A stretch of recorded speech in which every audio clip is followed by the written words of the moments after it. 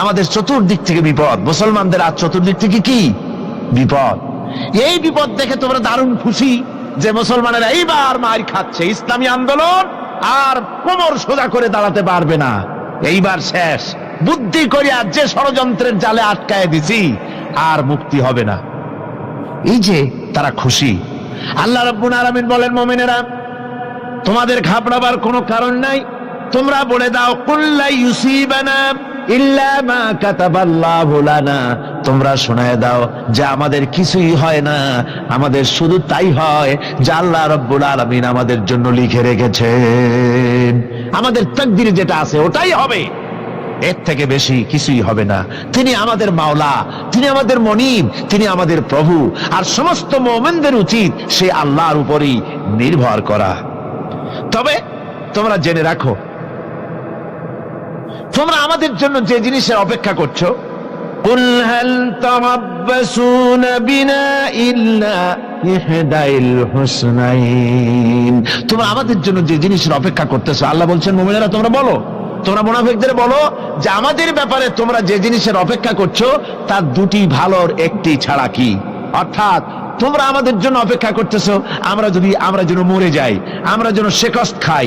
তো আমরা যদি পৃথিবীতে মরে যাই তাহলে তো আমরা শহীদ হয়ে গেলাম, আর আমরা যদি বেঁচে থাকলাম তো আমরা তো গাজী হয়ে গেলাম।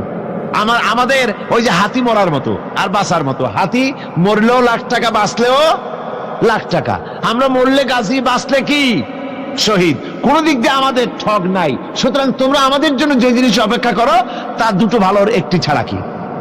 আর আমরা তোমাদের ব্যাপারে, তোমরা যেমন আমাদের ব্যাপারে অপেক্ষা করতেছো, আমরাও তোমাদের ব্যাপারে আরেকটা জিনিসের অপেক্ষা করছি।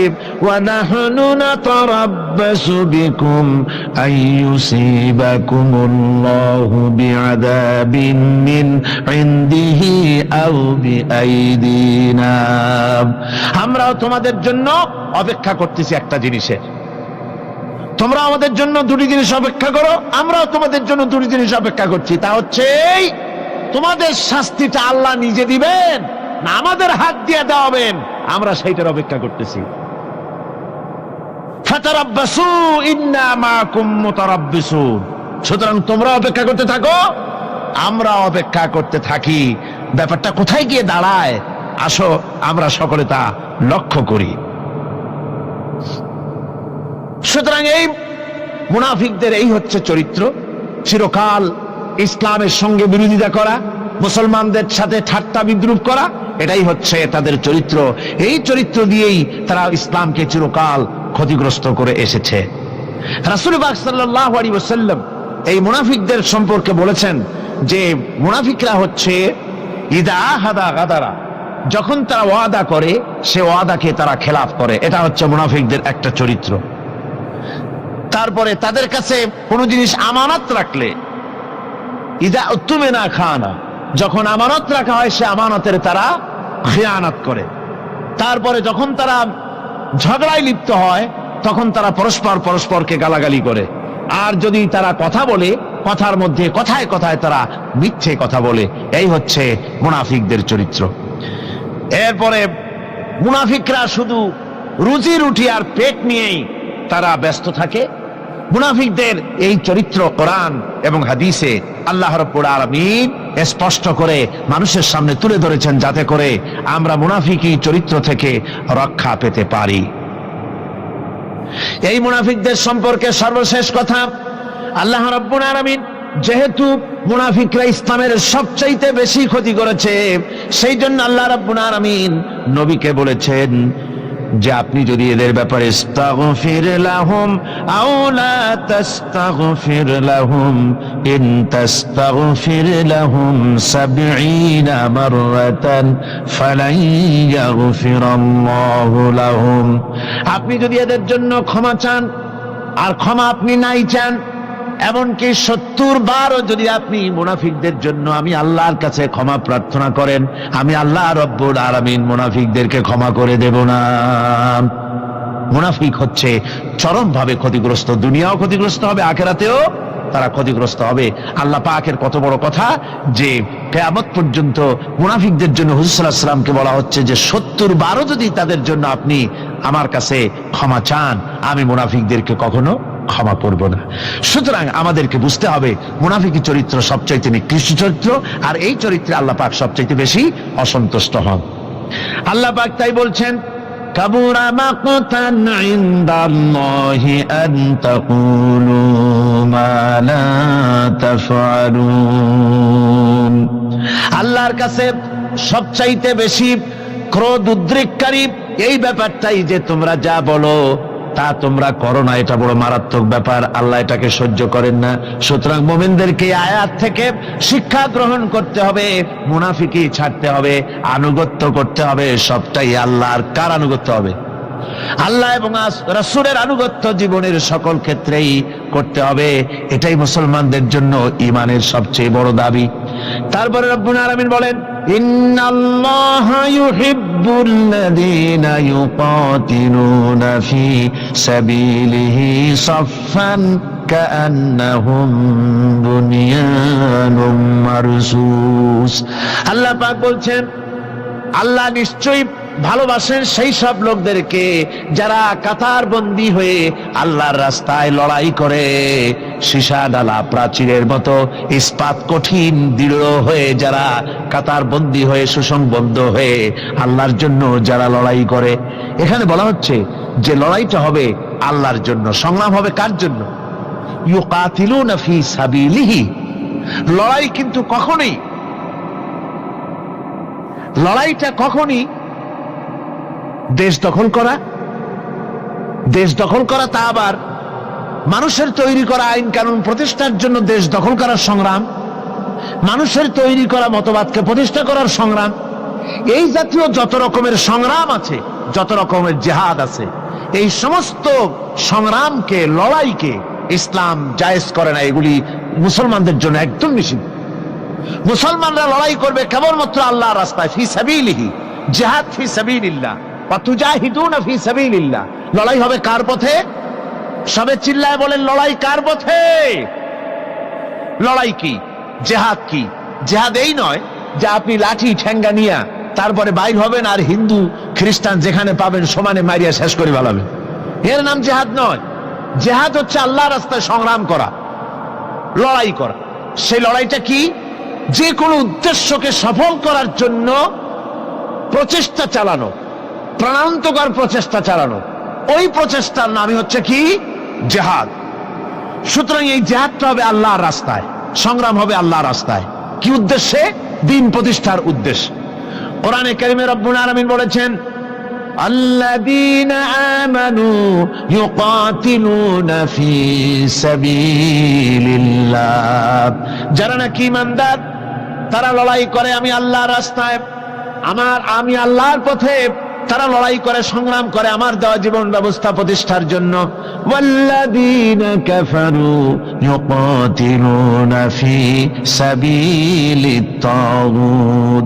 আর যারা নাকি কাফের, ভালো করে শোনেন, আল্লাহ পাক বলছেন যারা নাকি কাফের তারাই লড়াই করে মানুষের তৈরি করা তাগুতের পথে লড়াই করে, অর্থাৎ আল্লাহর দেওয়া রাসূলের দেওয়া বিধানকে বাদ দিয়ে মানুষের তৈরি করা, অন্যের তৈরি করা মতবাদ প্রতিষ্ঠার পিছনে সংগ্রাম করে।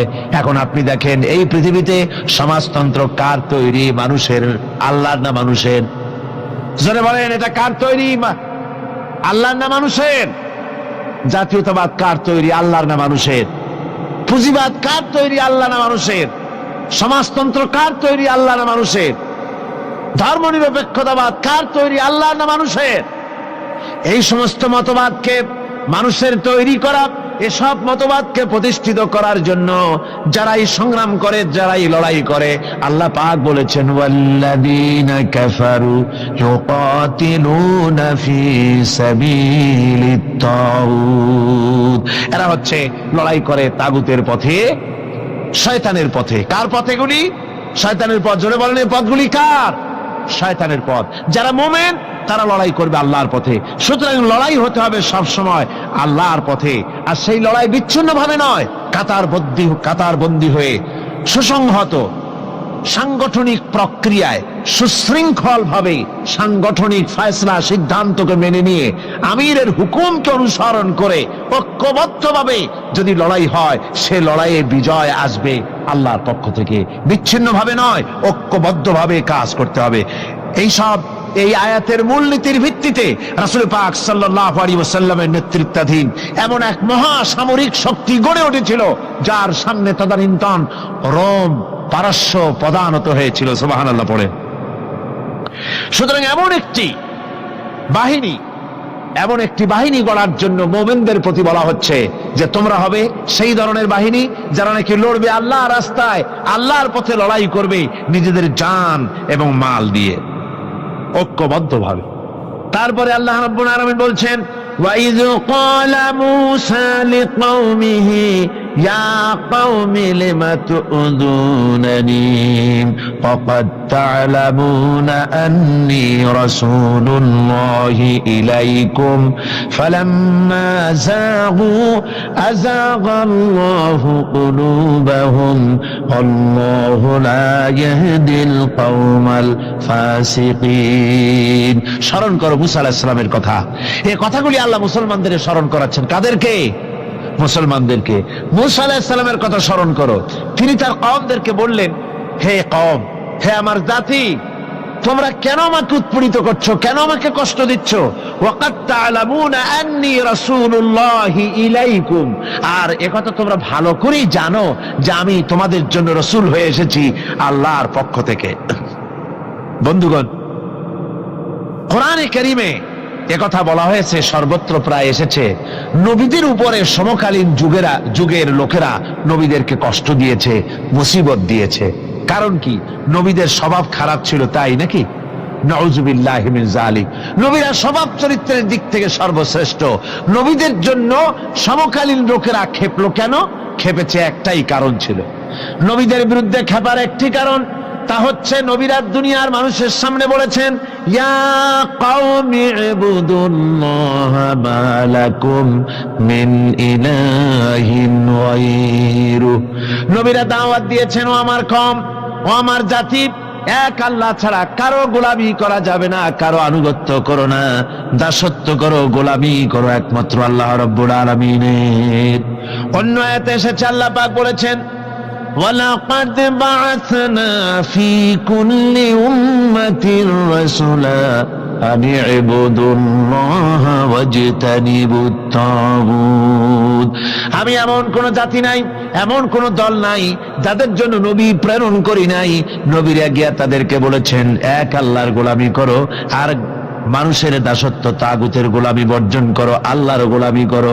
এই কথা বলার সঙ্গে সঙ্গে তাগুত খেপে গেছে। কে খেপে গেছে? কে খেপেছে? তাগুত সহ্য করতে পারে নাই। তাগুত বলা হয় সেই শক্তিকে যে শক্তি নিজে শুধু আল্লাহর আইন অমান্য করে বসে থাকে না, অন্যদেরকেও আল্লাহর আইন অমান্য করতে বাধ্য করে। ওরাই খেপে গেল। ওরা খেপে মার আরম্ভ করে দিল। হযরতে মুসা আলাইহিস সালাম মার খেয়েছেন। হযরতে মুসা আলাইহিস সালাম, হযরত ঈসা আলাইহিস সালাম, ইব্রাহিম আলাইহিস সালাম, নূহ আলাইহিস সালাম, এমন কোন পয়গম্বর আছেন যিনি মার খান নাই? কোরআনে কারীম বলা হচ্ছে, ইয়া হাসরাতান আলাল ইবাদ মা ইয়াতিহিম মির রাসূলিন ইল্লা কানু বিহি ইস্তাহজিউন। আফসোস বান্দার উপরে, এমন একজন রাসূল পাঠাই নাই যার সঙ্গে সমকালীন যুগের লোকেরা ঠাট্টা করে নাই, বিদ্রুপ করে নাই, পাগল বলে নাই। এমন একজনও পাঠাই নাই। যাকেই পাঠিয়েছি তার সাথে সমকালীন লোকেরা ঝগড়া বিবাদ করেছে, মারধর করেছে, অত্যাচার করেছে।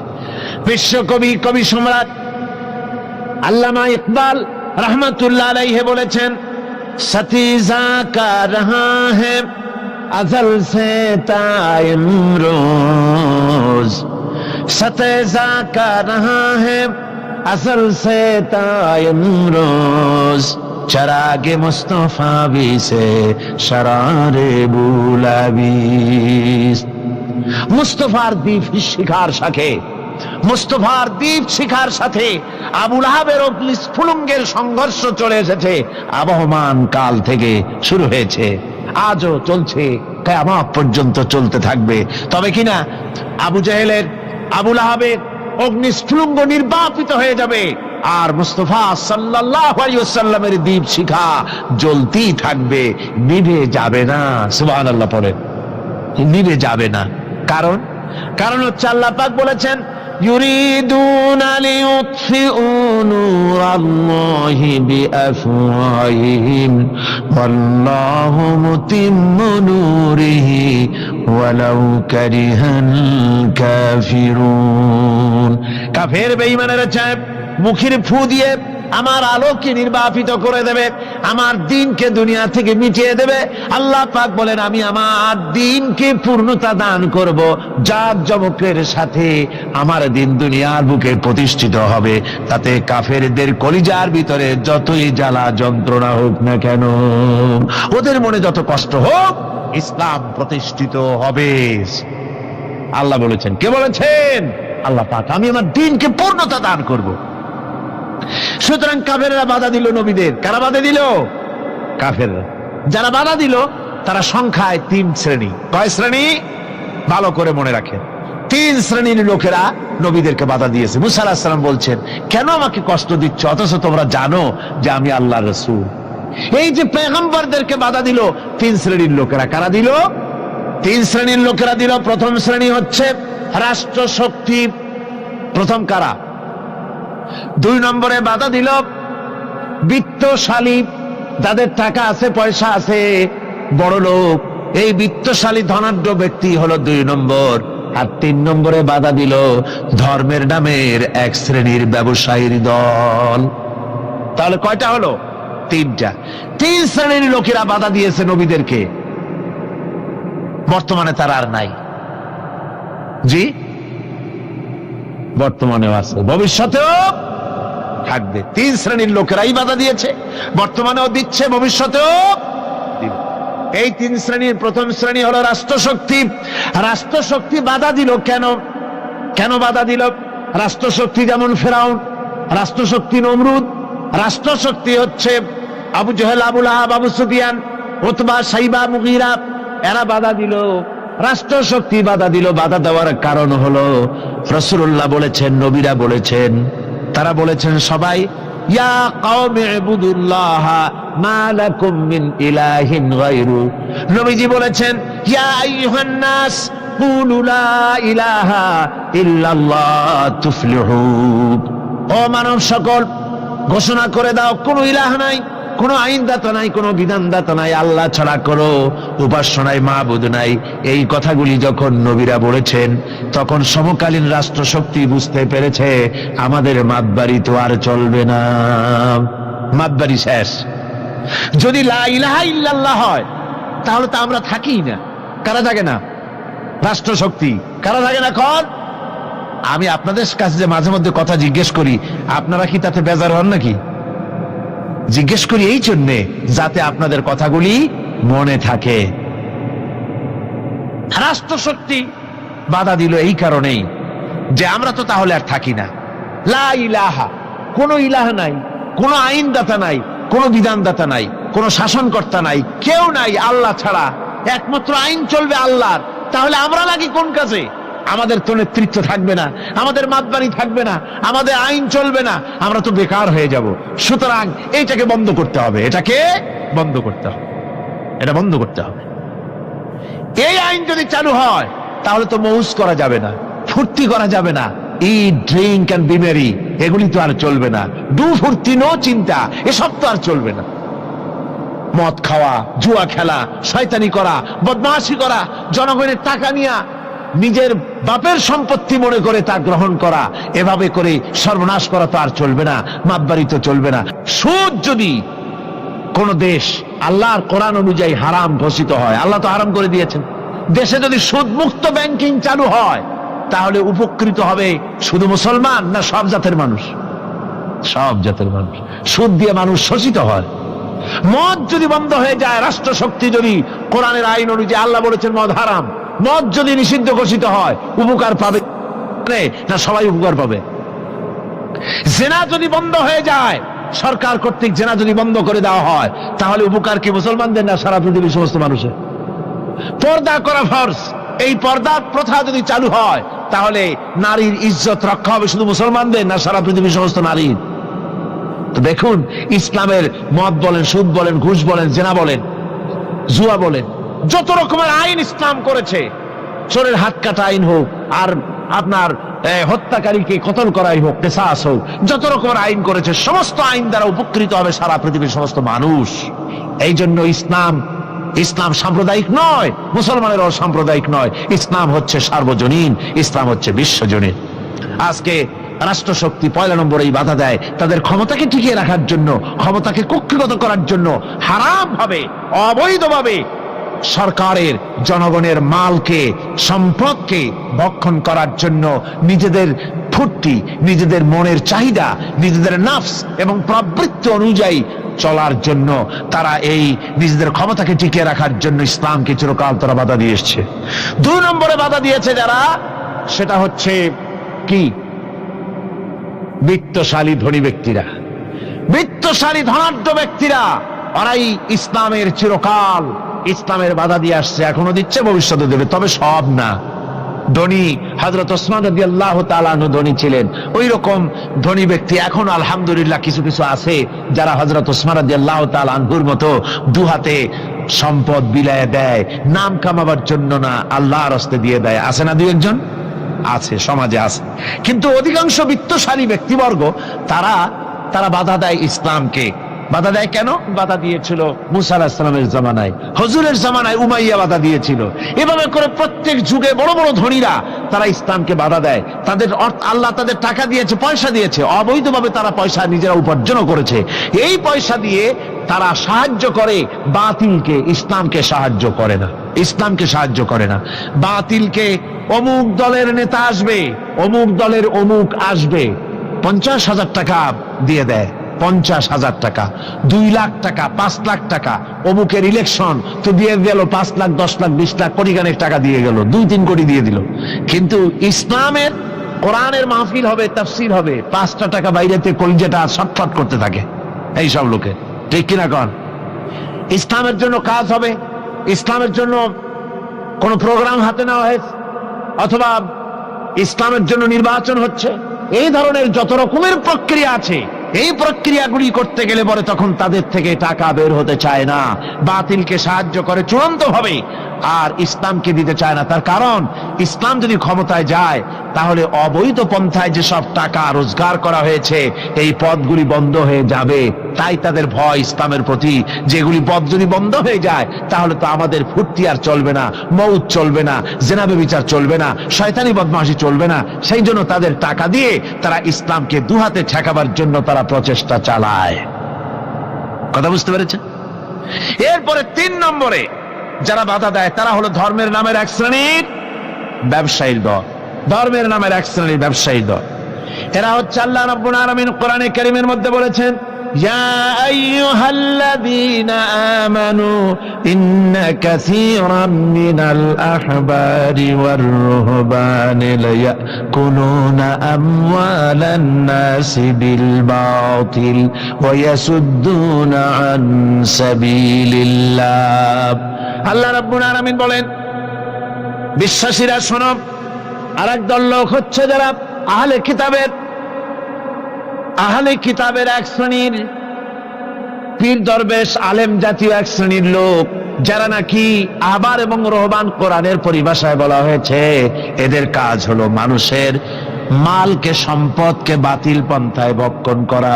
নিজেদেরকে জনগণের সামনে এভাবে পেশ করে যে তারাই যেন বেহেশতের এজেন্ট, তাদেরকে খুশি করতে পারলেই আল্লাহ খুশি হয়ে যাবে। এই জাতীয় একটা ভাব দ্বারা তারা মানুষের সামনে নিজেকে পেশ করে থাকে, আর ধর্মের বিভিন্ন অনুভূতি দিয়ে মানুষের কাছ থেকে টাকা পয়সা শোষণ করে নেওয়ার পথ চালু করে দেয়, সহজে বেহেশতে যাওয়ার পথ চালু করে দেয়। এ ধরনের অনেক বেদাত পূর্ণ কাজ তারা করে, আর বেদাত আর শিরকের মাধ্যমে ধর্মীয় অনুভূতি দিয়ে মানুষের কাছ থেকে টাকা পয়সা লুট করে নেওয়ার জন্য চেষ্টা করে। এই যে আপনি দেখেন বর্তমানে এই যে রজব মাস, এটা সাবান শুরু হয়েছে বোধহয়, রজব মাস চলে গেল, রজব মাস আসতে পরে খাজা বাবার মহব্বতের লোকের আর অভাব থাকে না, এমনি নামাজ পড়ে না, কিন্তু রজব মাস আসতে পরে তখন ড্যাগ নিয়ে ড্যাগের উপরে লাল কাপড় চড়াই দিয়া, শালু কাপড় চড়াই দিয়া তারপরে টাকা পয়সা রোজগার করার জন্য দারুণ ভাবে চেষ্টা করে। খাজার এত মহব্বত, নামাজ পড়ে না একক তো, বললেন নামাজ পড়ে না, খাজার দারুণ মহব্বত করে। আসলে তো খাজার মহব্বত না, আসল ব্যাপারটা হচ্ছে ইয়া খাজা কুস্ত আজা, পেট তো ভর যা, নিজের পেট ভরার জন্য, নিজের টাকা পয়সা লুটতরাজ করার জন্য এইভাবে করে তারা খাজার মহব্বত হিসাবে নিজেকে পেশ করে। এইভাবে কেউ মাজার দিয়া, কেউ ওরস দিয়ে, কেউ এই ধরনের নানান রকমের বিদআতপূর্ণ কাজ করে করে জনগণের কাছ থেকে টাকা পয়সা বাতিল পন্থায় ভক্ষণ করে। আল্লাহ পাক বলছেন শুধু বাতিল পন্থায় জনগণের মালকে ভক্ষণ করে যদি বসে থাকতো তাও একটা হতো, তাও না। ওয়াসুদ্দুনা আন সাবিলিল্লাহ, বাতিল পন্থায় জনগণের মাল ভক্ষণ করে, এটা হলো এক। দুই নম্বরে সব সময় তারা ইসলামী আন্দোলনকে বাধা দেয়। ইসলামের পথে, আল্লাহর পথে সব সময় ফতোয়া দিয়ে, ফতোয়াবাজি করে তারা ইসলামের আন্দোলনের পথে লোকেরা যেন যাইতে না পারে, ইসলামী আন্দোলনে শরীক হতে না পারে, সেজন্য আপ্রাণ প্রচেষ্টা করতে থাকে এই শ্রেণীর লোকেরা। এই তিন শ্রেণীর লোক ইসলামকে চিরকাল বাধা দিয়ে এসেছে।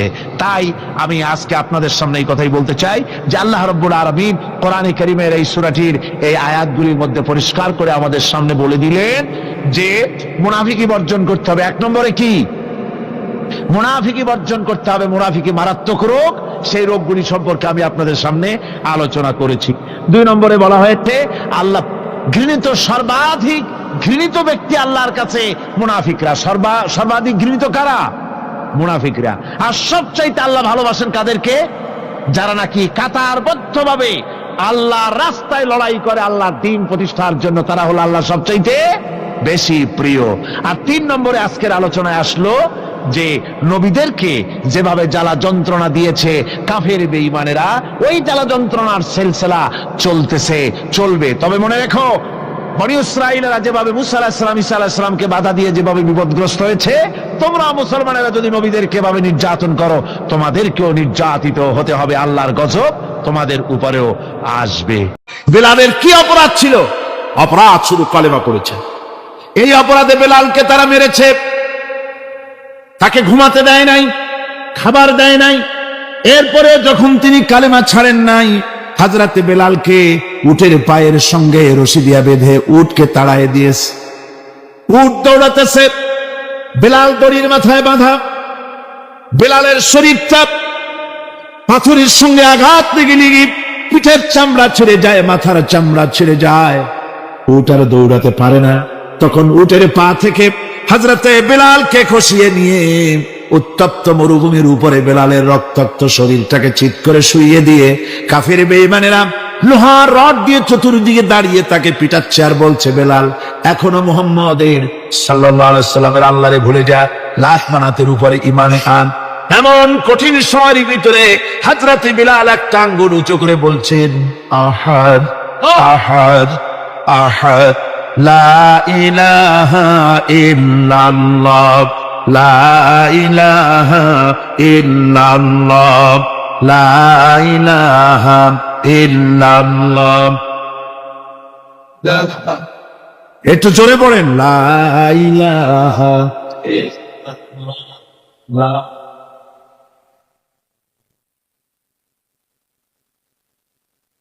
লা ইলাহা ইল্লাল্লাহু মুহাম্মাদুর রাসূলুল্লাহ।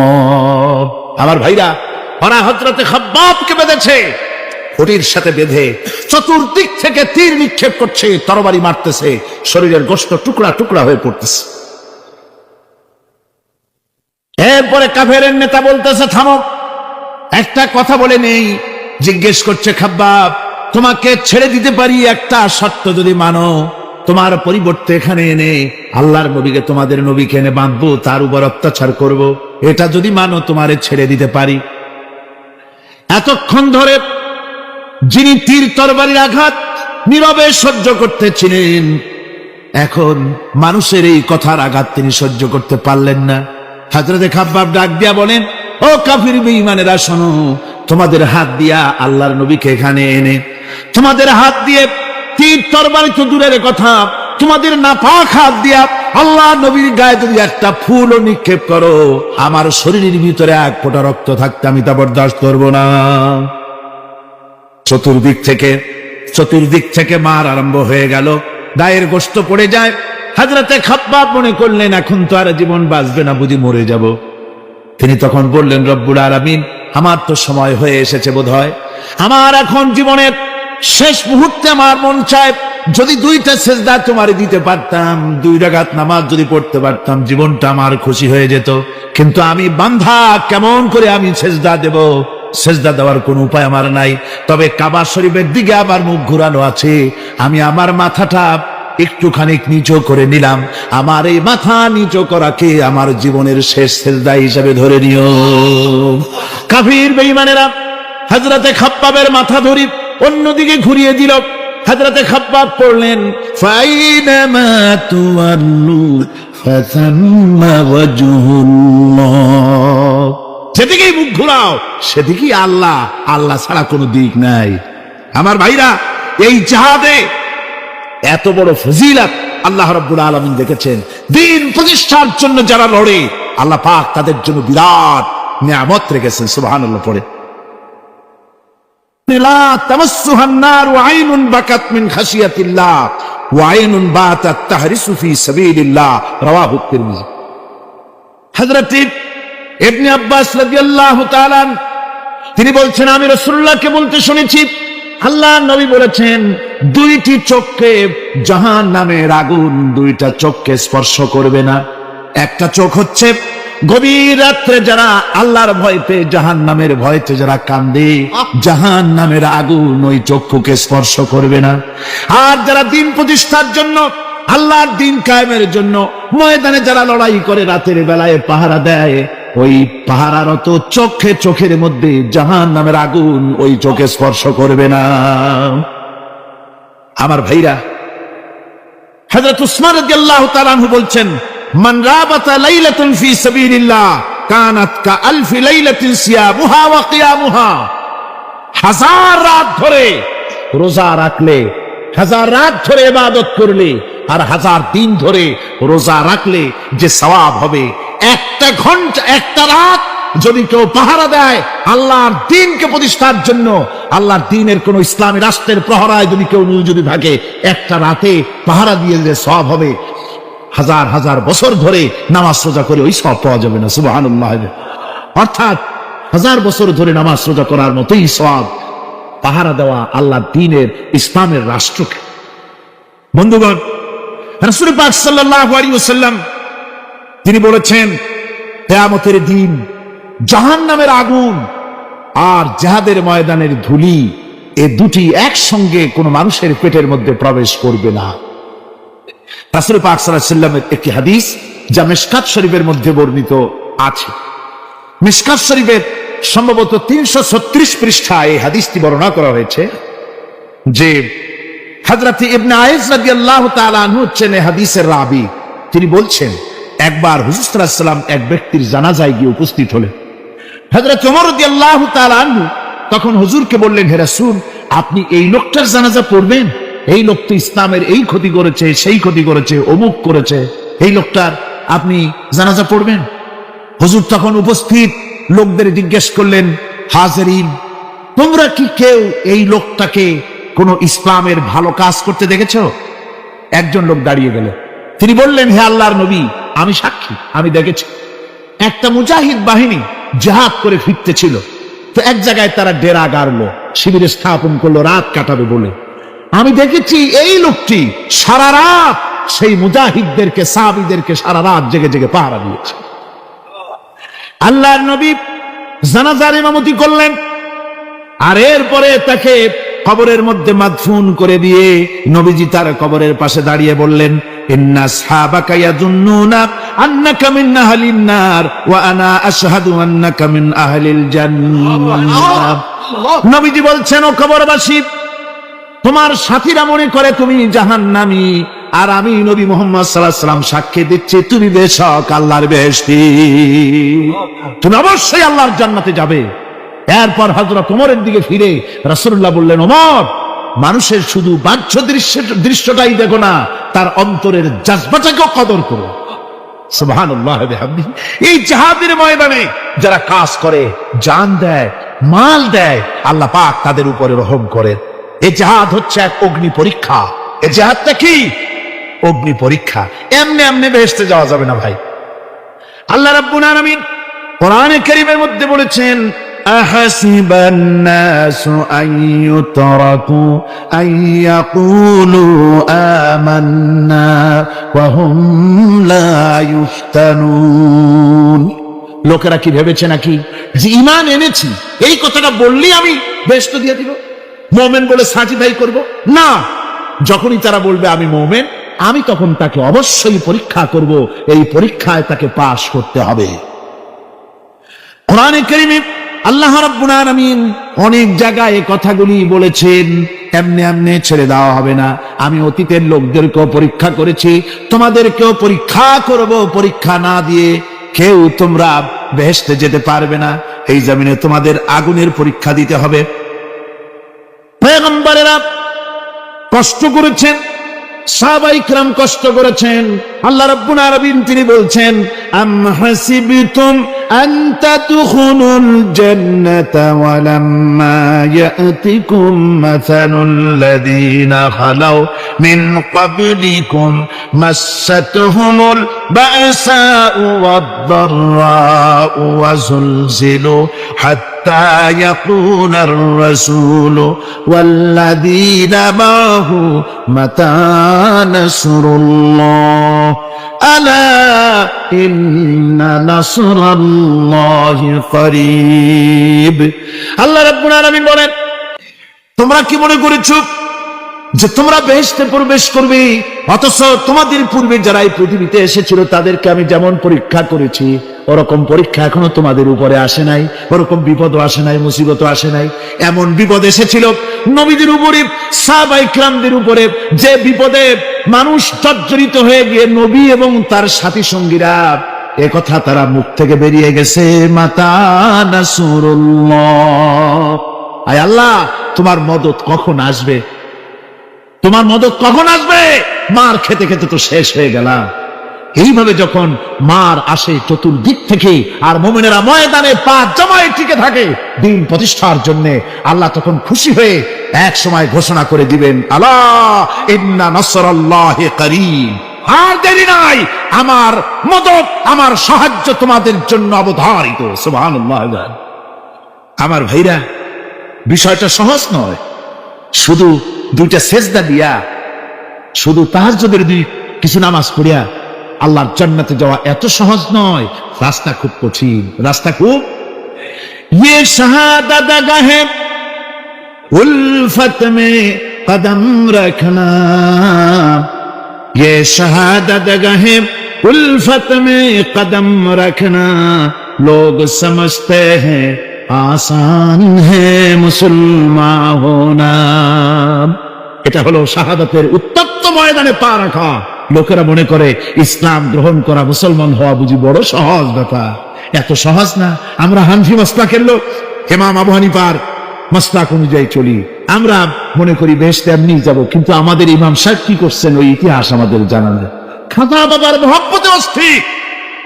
রজব মাস আসলে পরে বড় বড় ডেক্সি চড়ায়, সেই ডেক্সির উপরে লাল শালু বিছায়, তারপরে টাকা পয়সা রোজগার বহুত করে। আসলে তো খাজা না, আসলে হচ্ছে ইয়া খাজা কুস্তু আজা, পেট তো ভরে যা। পেট ভরার জন্য পয়সা করে ইনকাম করা। খাজার লা ইলাহা ইল্লাল্লাহ, এই চিশতিয়া তরিকার জিকির গ্রহণ করা হয়েছে, কিন্তু চিশতিয়া তরিকা যে আরেকটা আছে, তারাগার পর্বতে পৃথিবীর সঙ্গে লড়াই করা, সেইটার কাছে নেই আমরা। সেটা ইমাম আবু হানিফা শুধু মস্তাই বলেন নাই, দিন প্রতিষ্ঠার জন্য রক্ত দিয়েছ, ঠিক কিনা? 8 বছর, 8টি বছর পর্যন্ত কারারুদ্ধ ছিলেন। তাকে জিজ্ঞেস করা হয়েছে, ইমাম সাহেব জেলের মধ্যে তো আছেন, কষ্ট হয়? ইমাম সাহেব বলেছেন, না কষ্ট হয় না, তবে মাঝে মাঝে একটু কষ্ট হয় মনে। 2-4 মাস পর পর আমার বুড়ি মাকে এনে হাজির করা হয় জেলখানার মধ্যে, আর আমার মায়ের সামনে আমাকে পেটানো হয়, যেন মা আমাকে বলে যে এদের সাথে একমত হয়ে যা, সেই জন্য পেটানো হয়। তা আমার মা আমার মায়ের দেখে আর মায়ের চোখ থেকে পানি পড়তে থাকে, তখন আমার মনে বড় কষ্ট লাগে। তবে আলহামদুলিল্লাহ মা আমার এমন, আমার মা দেখেন আর হজম করেন, আর আমাকে বলেন খবরদার এক চুলো সিদ্ধান্ত থেকে নড়বা না।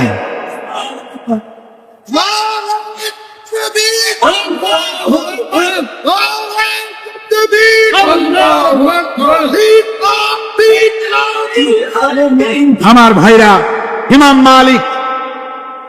মালিক 28 দিন পর্যন্ত তাকে বাতিলরা বেঁধে দিয়ে গেছে, হাত পিঠ মোড়া দিয়ে 28 দিন বাঁধা। এই হাত বাহু থেকে ডিসকানেক্ট হয়ে গিয়েছে, এই বাহুর জোড়া থেকে ডিসকানেক্ট হয়ে গিয়েছিল হাত, 28 দিন পর্যন্ত বাঁধা ছিল। ইমাম আহমদ বিন হাম্বল,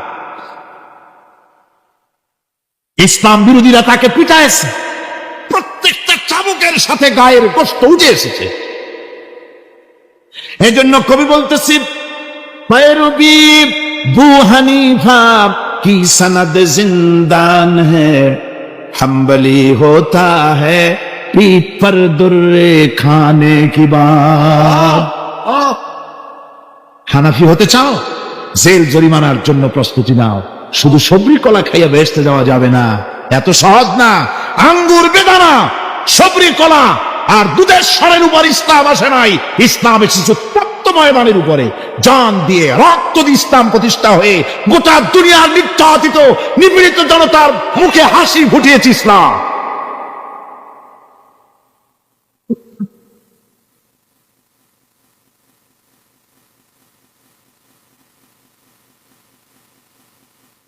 আমার ভাইরা, এই জাহাজ যখন শুরু হয়ে যাবে, মুসলমানেরা যখন আল্লাহর দয় বিধান কায়েমের জন্য যখন লড়াইয়ের ময়দানে যখন ঝাঁপায়া পড়বে, সে ময়দানে যদি তাদের অস্ত্র কম থাকে, জনসংখ্যা কম থাকে, আল্লাহ রাব্বুল আলামিন ওয়াদা করেছেন, ওয়া কানা হাক্কান আলাইনা নাসরুল মুমিনিন। আল্লাহ রাব্বুল আলামিন বলেন, মুমিনরা যখন বিপদে পড়ে যায়, তখন মুমিনদের সাহায্য করা আমি আল্লাহর জন্য ওয়াজিব হয়ে যায়। আমি আল্লাহর জন্য ওয়াজিব।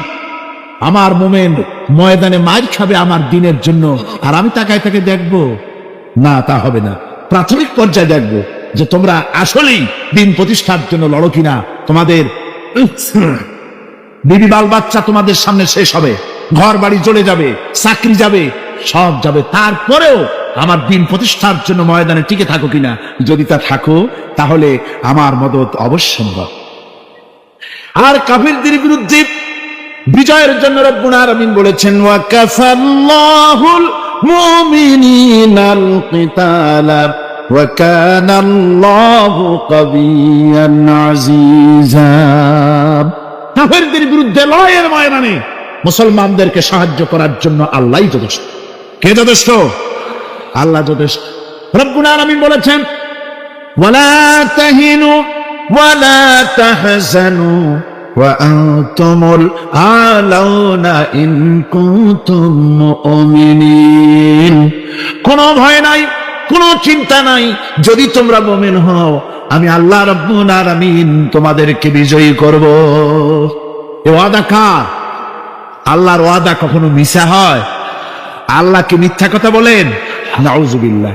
ওয়ামান আসদাকু মিনাল্লাহি কিলা। আমি আল্লাহর চাইতে সত্যবাদী আর কে হতে পারে?